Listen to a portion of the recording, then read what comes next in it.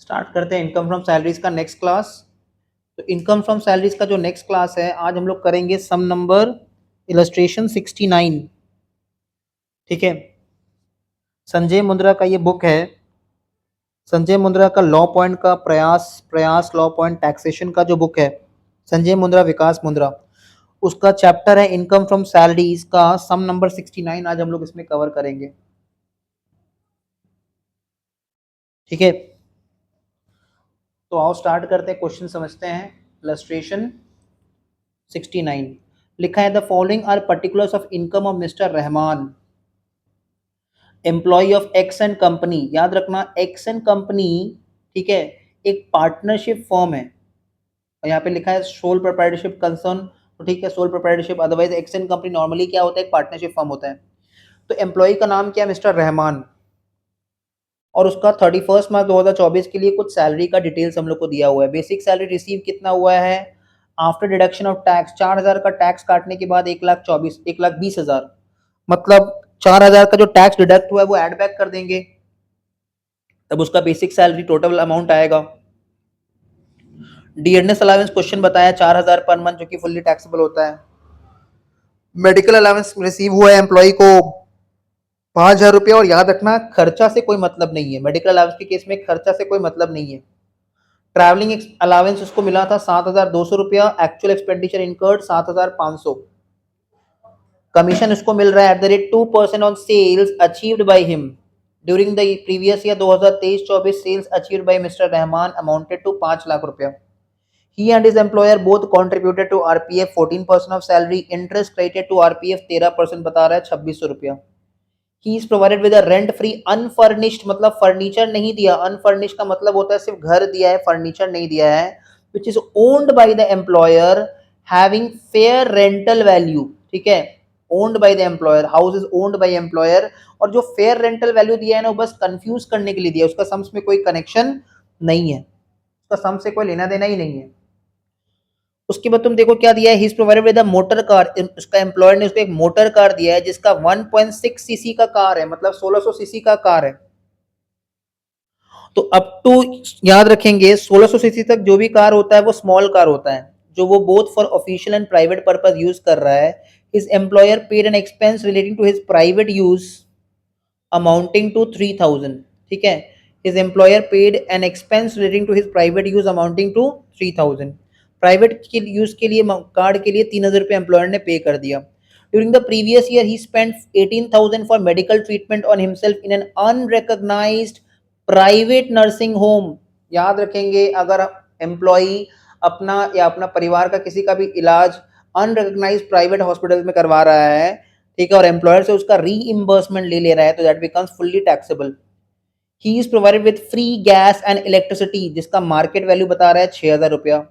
He appointed domestic servant, he appointed मतलब कौन appoint किया, एम्प्लॉय खुद अपॉइंट किया। Gardener at a salary of ₹500 per month which is paid by the employer. तो compute करना है taxable salary under old tax regime of mister Rahman for the assessment year 2024-25। तो start करते हैं, सम नंबर है 69। क्वेश्चन नंबर है 69, लिख देंगे computation of income from salaries of mister Rahman.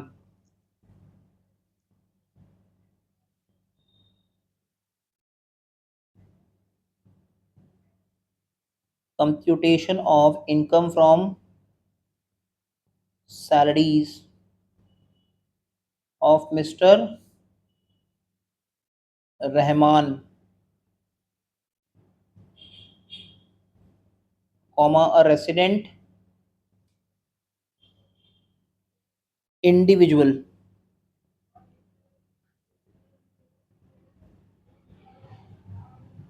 for the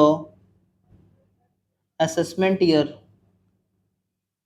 2024-25, comma relating to previous year 2023-24, particulars and फिलहाल के लिए दो अमाउंट का कॉलम, इफ रिक्वायर्ड आगे चल के एक और अमाउंट का कॉलम बना लेंगे। सबसे पहले देखो क्या दिया हुआ है, बेसिक सैलरी, और बेसिक सैलरी में कितना डिडक्ट करने के बाद दिया है, टैक्स 4000 काटने के बाद दिया है। तो हम लोग इसको लिख देंगे बेसिक सैलरी, जिसका हम लोग बना देंगे वर्किंग नोट 1, इसका बना देंगे वर्किंग नोट 1। तो एक पेज या उससे थोड़ा ज़्यादा जगह छोड़ के स्टार्ट करते हैं वर्किंग नोट 1।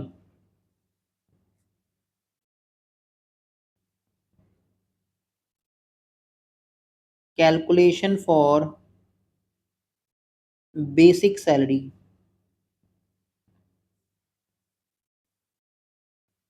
पर्टिकुलर्स और एक अमाउंट का कॉलम। सबसे पहले लिख देंगे बेसिक सैलरी रिसीव्ड, ब्रैकेट में लिख देंगे नेट ऑफ टैक्स, मतलब टैक्स काटने के बाद कितना, 1,20,000। उसमें ऐड कर देंगे टैक्स, जो टैक्स डिडक्ट हुआ था वो ऐड कर देंगे, कितना, 4,000। तो यहाँ पे आ जाएगा बेसिक सैलरी अर्नड, उसने सैलरी अर्न कितना किया था, याद रखना जितना हम अर्न करेंगे वो टैक्सेबल होगा, रिसीव कितना किए काट कुट के उससे मतलब नहीं है। तो बेसिक सैलरी अर्नड निकाल लिए, तो यही हो जाएगा टैक्सेबल। तो मेन सम में आ जाएंगे और लिख देंगे बेसिक सैलरी 1,24,000। बेसिक सैलरी के बाद अगर सम में कोई भी तरह का बोनस दिया है, फीस दिया है, कमीशन दिया है, तो देखो पॉइंट नंबर डी में एक कमीशन दिया है, पॉइंट नंबर डी में एक कमीशन दिया है जिसका रेट परसेंटेज फिक्स्ड है। कि कैसा कमीशन है जिसका रेट परसेंटेज फिक्स्ड है, 2%। और sales achieved by mister Rahman employee, employee के द्वारा सेल कितना अचीव किया गया है, 5,00,000। तो एम्प्लॉई ने कुल मिला के अपने दम पे 5,00,000 का सेल किया है, तो 5,00,000 का 2% एम्प्लॉई को कमीशन कितना बनता है, 10,000, जो कि फुल्ली टैक्सेबल होता है। ठीक है, तो बेसिक सैलरी होता है फुल्ली टैक्सेबल, कमीशन भी होता है फुल्ली टैक्सेबल। इसके अलावा कोई भी तरह का बोनस फीस अगर रहता तो वो भी फुल्ली टैक्सेबल हो जाता, नहीं है तो सीधा आ जाते हैं अलाउंसेस पे, लिख देंगे ऐड अलाउंसेस। अलाउंसेस में सबसे पहले हम लोग ले लेंगे, पॉइंट नंबर बी में दिया है डियरनेस अलाउंस। याद रखेंगे डियरनेस अलाउंस हमेशा फुल्ली टैक्सेबल होता है,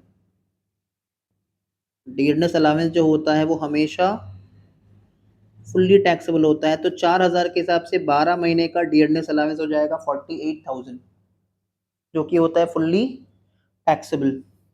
उसके बाद मेडिकल अलाउंस भी फुल्ली टैक्सेबल होता है। मेडिकल अलाउंस अगर एम्प्लॉय को रिसीव हुआ है, उसमें उसने कितना रुपया खर्चा किया उससे मतलब नहीं है, 1 रुपया खर्चा किया, 1,000 रुपया खर्चा किया, पूरा खर्चा कर दिया, खर्चा से कोई मतलब नहीं है। तो वो जो मेडिकल अलाउंस उसको रिसीव हुआ है 5,000, वो टैक्सेबल होगा, क्योंकि मेडिकल अलाउंस फुल्ली टैक्सेबल होता है। और एक्चुअल एक्सपेंडिचर इनकर्ड, इससे कोई मतलब नहीं है, ठीक है, इससे कोई मतलब नहीं है। उसके बाद देखो एम्प्लॉय को ट्रैवलिंग अलाउंस भी रिसीव हुआ है, क्लियर, ट्रैवलिंग अलाउंस भी रिसीव हुआ है। तो travelling allowance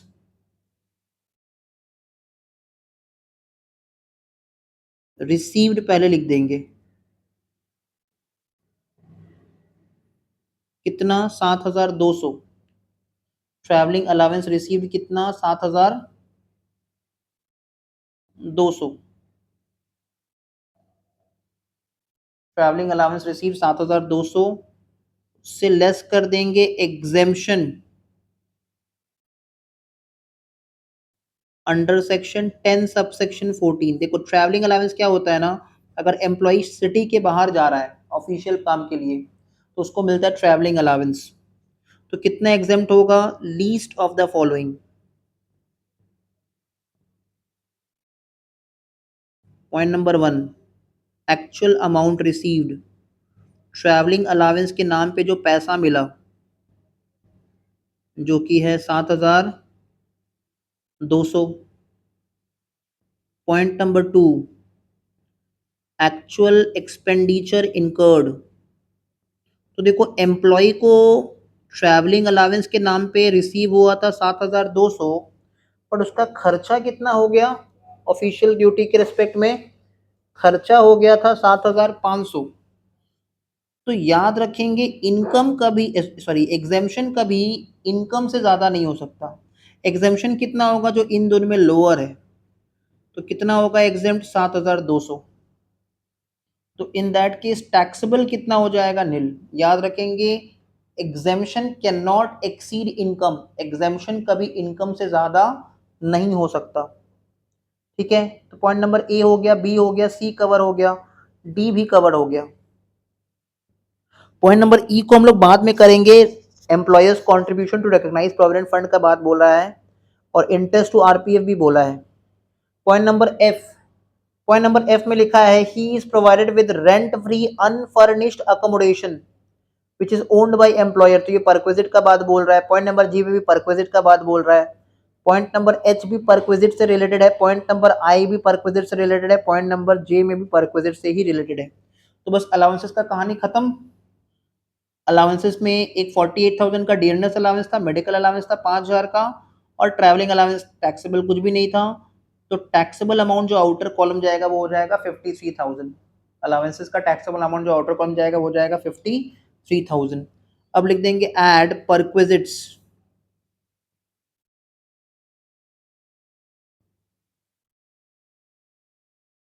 under section 17 subsection 2। Add perquisites. तो परक्विजिट्स के नाम पे सबसे पहले दिख रहा है perquisite value of rent free accommodation owned by employer. ठीक है,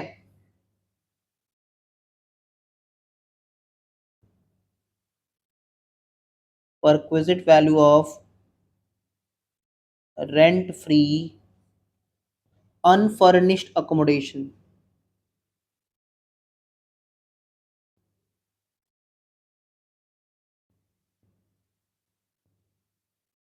इसके लिए हम लोग एक बना देंगे नोट, नोट नंबर 2। ठीक है, note number 2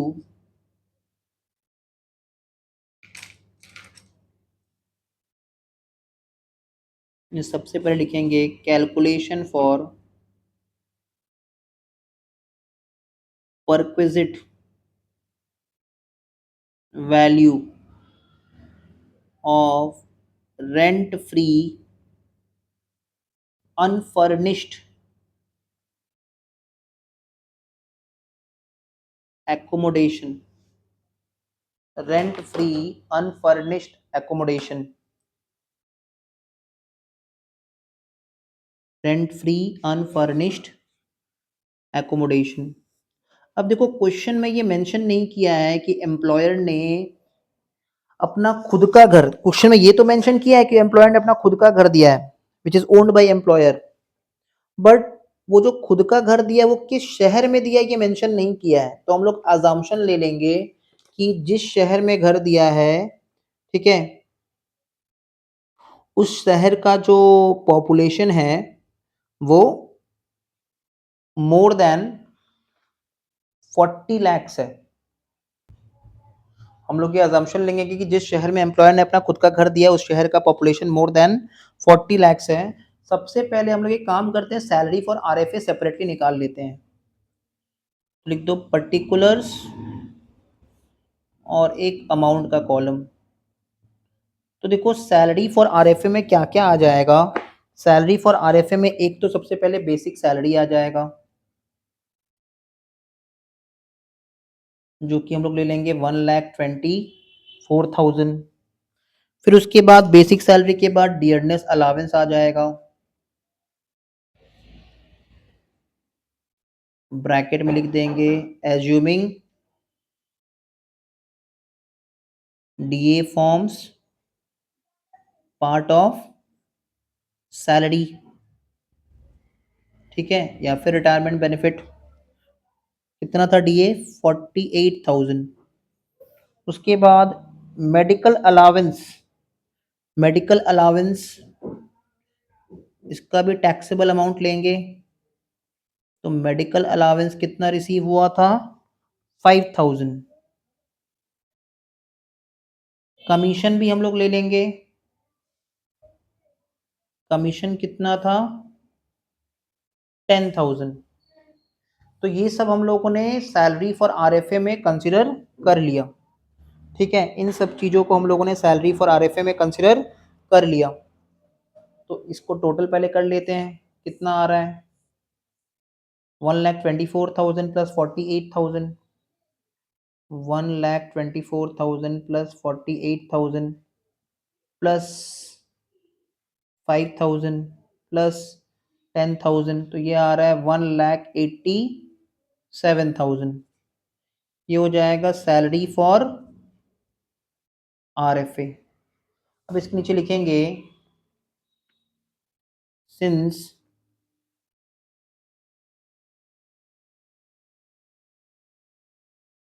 own accommodation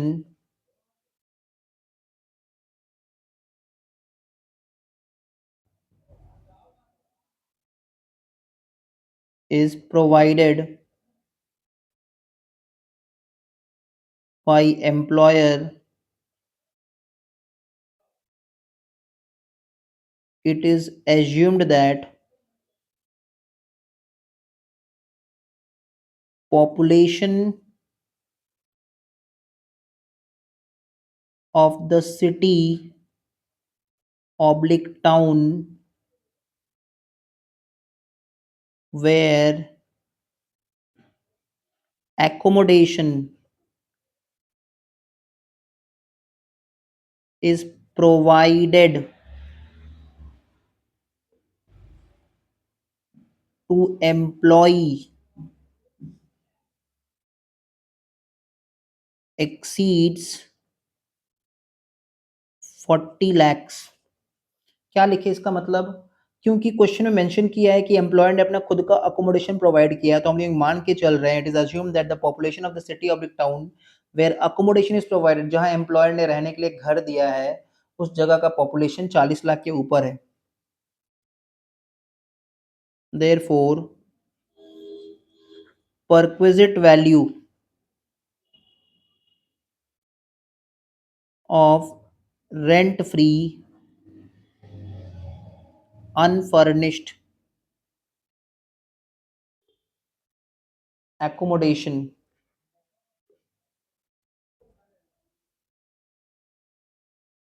is equals to 10% of salary, that is 10% of, देखो सैलरी फॉर आरएफए कितना निकाले थे? 1,87,000, तो 10% ऑफ रुपीज 1,87,000 जो कि हो जाएगा 18,700, ठीक है, 18,700। और फर्नीचर तो दिया नहीं है, उसको कंसिडर करेंगे नहीं, तो ये हो जाएगा perquisite value of rent free unfurnished accommodation provided by employer 18,700। तो ये पॉइंट भी हम लोगों ने कंसिडर कर लिया। तो पॉइंट नंबर ए हो गया, पॉइंट नंबर बी हो गया, पॉइंट नंबर सी हो गया, पॉइंट नंबर डी हो गया, ई बाकी है बाद में करेंगे। पॉइंट नंबर एफ हो गया। अब देखो ही is provided with a motor car. कितने का मोटर कार था? 1.6 सीसी, मतलब 1600 सीसी का कार था, स्मॉल कार था, for both official and private purpose. His employer paid an expense relating to his private use amounting to 3,000 रुपया।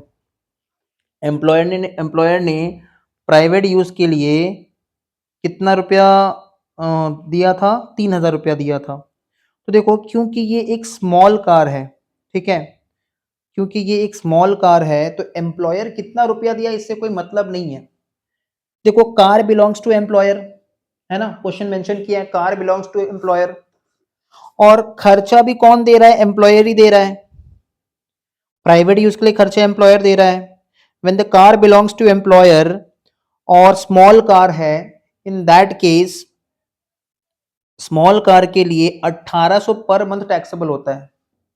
ठीक है, स्मॉल कार के लिए 1800 पर मंथ टैक्सेबल होता है। तो यहाँ पे लिख देंगे perquisite value of motor car of 1.6 CC मतलब 1600 सीसी।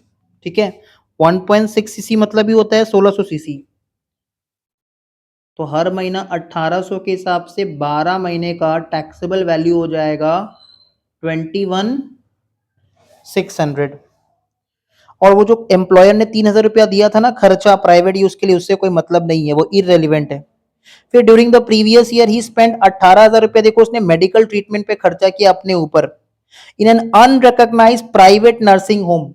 अगर एम्प्लॉय अपना या फिर अपना फैमिली मेंबर का किसी का भी treatment unrecognised private nursing home या प्राइवेट हॉस्पिटल में करवाता है और एम्प्लॉयर से रीइंबर्समेंट क्लेम कर लेता है, then that becomes fully taxable. तो यहाँ पे लिख देंगे perquisite value of medical facility, perquisite value of medical facility provided by employer, perquisite value of medical facility provided by employer। तो एम्प्लॉयर मेडिकल फैसिलिटी प्रोवाइड करवा रहा है, मतलब पहले एम्प्लॉय ने पेमेंट किया, बाद में रीइंबर्समेंट क्लेम कर लिया। तो क्योंकि देखो हाईलाइट कर लेना word unrecognised private nursing home, अगर गवर्नमेंट हॉस्पिटल से करवाता तो एग्जेम्प्ट रहता, एम्प्लॉयर के ही हॉस्पिटल क्लिनिक से करवाता तो एग्जेम्प्ट रहता, कोई भी ऐसा हॉस्पिटल से करवाता जो recognise by income tax department है तो भी एग्जेम्प्ट रहता। बट क्योंकि एम्प्लॉय ने ये ट्रीटमेंट, अपना खुद का ट्रीटमेंट एक अनरिकॉग्नाइज प्राइवेट नर्सिंग होम से करवाया है और एम्प्लॉयर से रीइंबर्समेंट क्लेम कर लिया, इसलिए वो क्या रहेगा, फुल्ली टैक्सेबल रहेगा। तो 18,000 लिख दिए। उसके बाद देखो क्या दिया है, ही is provided with free gas and electricity, जिसका मार्केट वैल्यू कितना है, 6,000 रुपया, मतलब perquisite value of gas and electricity provided by employer. ठीक है, perquisite value of gas and electricity provided by employer, perquisite value of gas and electricity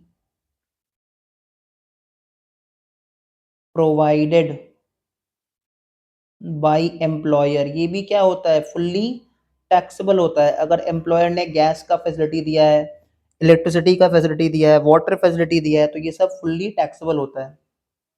उसके बाद देखो नेक्स्ट पॉइंट, लास्ट पॉइंट में लिखा है कि एम्प्लॉयर ने ही अपॉइंटेड डोमेस्टिक सर्वेंट, ब्रैकेट में लिखा है गार्डनर। देखो डोमेस्टिक सर्वेंट तो बहुत तरह का हो सकता है, एक डोमेस्टिक सर्वेंट घर का काम करने वाला, खाना बना दे रहा है, साफ सफाई कर दे रहा है। यहाँ पे डोमेस्टिक सर्वेंट के ब्रैकेट में गार्डनर लिखा है, तो हाईलाइट कर लेना, गार्डनर इंपॉर्टेंट है। क्यों और कितना सैलरी दे रहा है उसको, 500 रुपया पर मंथ। ये सैलरी उसको कौन दे रहा है, एम्प्लॉयर।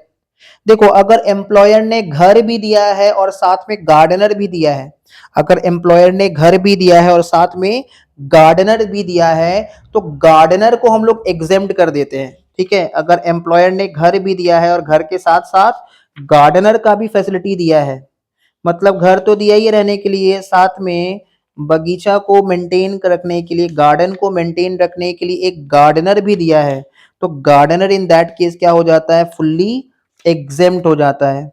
अगर एम्प्लॉयर ने घर दिया और घर के साथ गार्डनर भी दिया है, तो हम लोग गार्डनर को फुल्ली एग्जेम्प्ट कर देते हैं। ठीक है, ये बात किताब में कहाँ लिखा है, देखो किताब में जहां पे ये पॉइंट दिया है ना, valuation of perquisite in respect of vehicle other than motor car, उसका नेक्स्ट पेज में देखना, यहाँ पे साफ साफ लिखा है, इफ रेंट फ्री, नोट में लिखा है, if rent free accommodation owned by the employer, अगर एम्प्लॉयर ने अपना घर दिया है, ठीक है, is provided with gardener, gardener भी दिया है साथ में, then gardener's salary and maintenance cost of garden shall not be taxable. मतलब अगर एम्प्लॉयर ने अपना घर दिया है रहने के लिए एम्प्लॉय को, और घर के साथ गार्डनर भी दिया है एम्प्लॉय को, तो गार्डनर का जो सैलरी होगा ना वो टैक्सेबल नहीं करेंगे। क्लियर। तो टैक्स में ना छोटा छोटा बात याद रखना पड़ता है, ये सारा बात याद रखना पड़ेगा। तो यहाँ पे लिखेंगे परक्विजिट वैल्यू ऑफ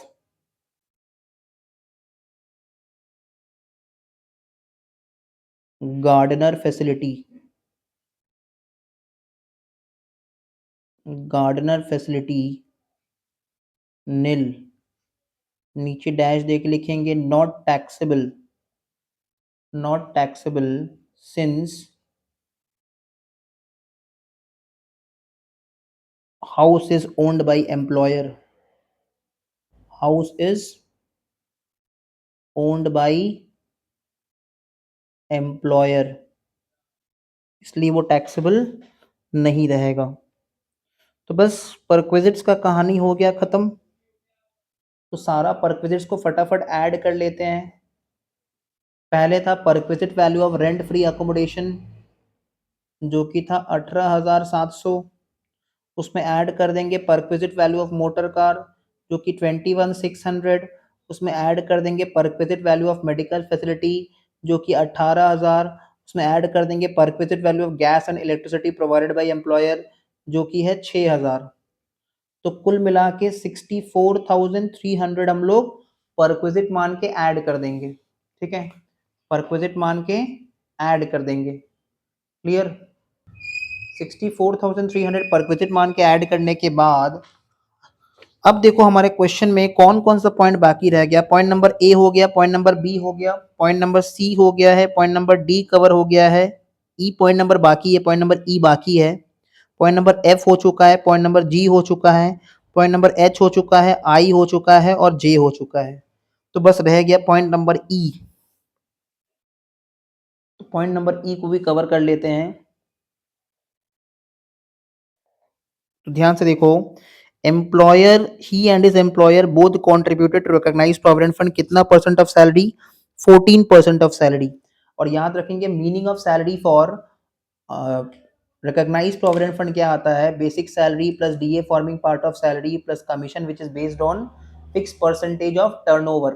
ठीक है, तो इसका एक सेपरेट वर्किंग नोट बना देते हैं, वर्किंग नोट 3।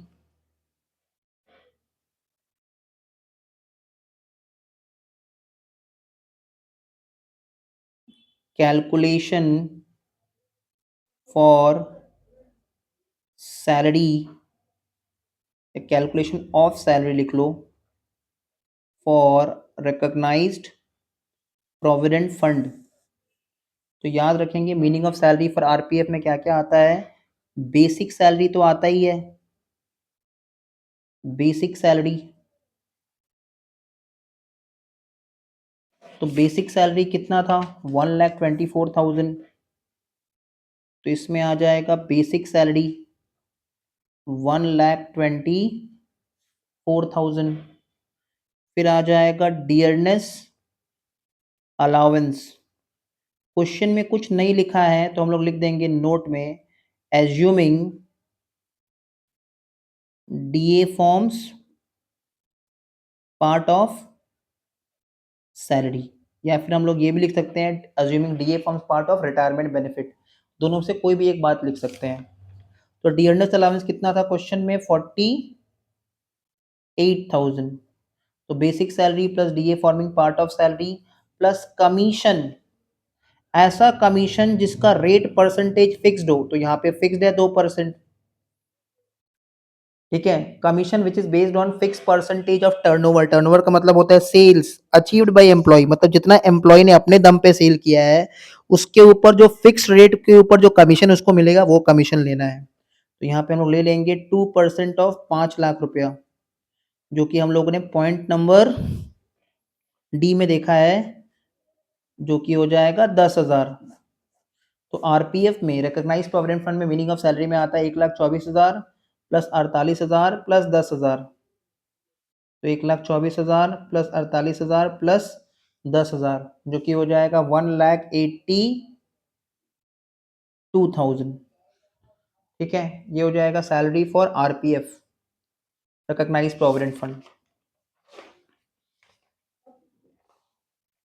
अब मेन सम में लिख देंगे एम्प्लॉयर्स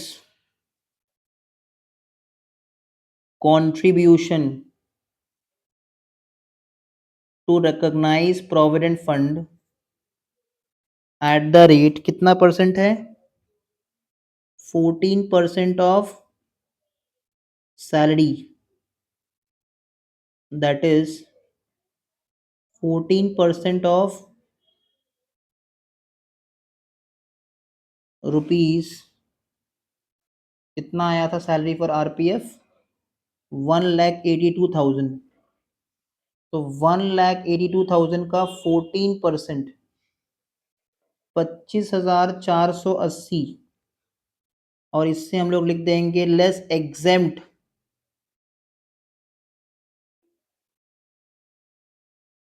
ठीक है अप टू 12% ऑफ सैलरी तो वही 1,83,000 सैलरी फॉर आरपीएफ था उसका 12% करने पे आ रहा है 21,840 तो 25,480 में से माइनस कर देंगे 21,840 तो आ जाएगा 3,640 टैक्सेबल अमाउंट। इसके अलावा interest on RPF interest on RPF eight the rate 13% के हिसाब से इंटरेस्ट रिसीव हुआ था एम्प्लॉय को 2,600 रुपया जिसमें से हम लोग लेस कर देंगे एग्जेम्प्ट अप टू 9.5% तो 2,600 रुपया इंटरेस्ट मिला था 13% के हिसाब से 13% के हिसाब से 2,600 रुपया का इंटरेस्ट है तो सारे 9% के हिसाब से कितना इंटरेस्ट बनता है तो 2,600 डिवाइडेड बाई 13 इंटू 9.5 1,900 रुपया एग्जेम्प्ट तो रिमेनिंग 700 रुपया हो जाएगा टैक्सेबल। बस अब क्या करना है शुरू से सबको कर देंगे ऐड ठीक है सबको ऐड करते हुए चलेंगे मतलब पहले बेसिक सैलरी फिर ये कमीशन ये सब ऐड करेंगे 1,24,000 का बेसिक सैलरी 10,000 का कमीशन अलावेंसेस का 53,000 64,300 का परक्विजिट्स 64,300 का परक्विजिट्स 3,640 का taxable portion of employer's contribution to recognise provident fund और 700 रुपया टैक्सेबल इंटरेस्ट ऑन आरपीएफ तो ये आ रहा है 2,55,640 टोटल आ रहा है 2,55,640 ये जो 2,55,640 आया इसके सामने हम लोग लिख देंगे ग्रॉस इनकम फ्रॉम सैलरीज ठीक है यही हो जाएगा ग्रॉस इनकम फ्रॉम सैलरीज। इसके बाद हम लोग लेस कर देते हैं डिडक्शन अंडर सेक्शन 16 तो 16 का 1A में आता है स्टैंडर्ड डिडक्शन अब देखो स्टैंडर्ड डिडक्शन कितना होगा जितना ग्रॉस इनकम फ्रॉम सैलरीज आया था ग्रॉस इनकम फ्रॉम सैलरीज हमारा आया था 2,55,640 या फिर fixed amount 50,000 which ever is lower तो 50,000 टू में आ जाता है एंटरटेनमेंट अलावेंस याद रखेंगे एंटरटेनमेंट अलावेंस के रेस्पेक्ट में जो डिडक्शन है वो सिर्फ और सिर्फ गवर्नमेंट एम्प्लॉय को मिलता है सबको नहीं मिलता। 3 में आ जाता है प्रोफेशनल टैक्स देखो तो क्या एम्प्लॉय ने कोई प्रोफेशनल टैक्स पे किया था या फिर क्या इसके एम्प्लॉयर ने कोई भी तरह का प्रोफेशनल टैक्स डिडक्ट करके पे कर दिया था अपने से कुछ भी नहीं दिया है ऊपर में खाली टैक्स दिया था कंफ्यूज मत हो जाना बेसिक सैलरी वाला पॉइंट में सिर्फ टैक्स दिया था after deduction of tax professional tax नहीं लिखा हुआ था तो वो नहीं लेना है ठीक है प्रोफेशनल टैक्स तो नहीं लिखा था ना तो 50,000 का डिडक्शन हो जाएगा ग्रॉस इनकम फ्रॉम सैलरी कितना था 2,55,640 उससे डिडक्शन कितना क्लेम कर लेंगे 50,000 तो फाइनली जो टैक्सेबल इनकम होगा that is income from salary, वो हो जाएगा 2,05,640 और यही हो जाएगा income from salaries. That's it.